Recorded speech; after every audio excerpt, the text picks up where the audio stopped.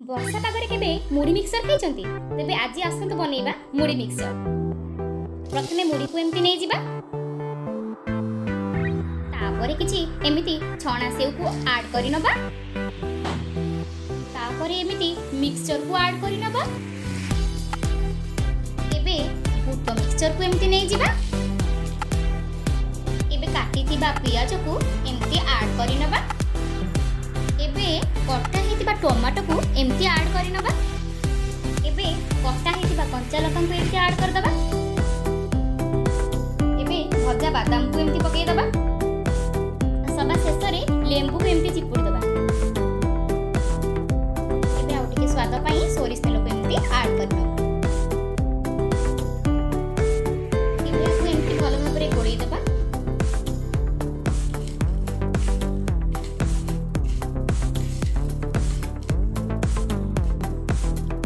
ପ୍ରସ୍ତୁତ हो सारी मुढ़ी मिक्सचर।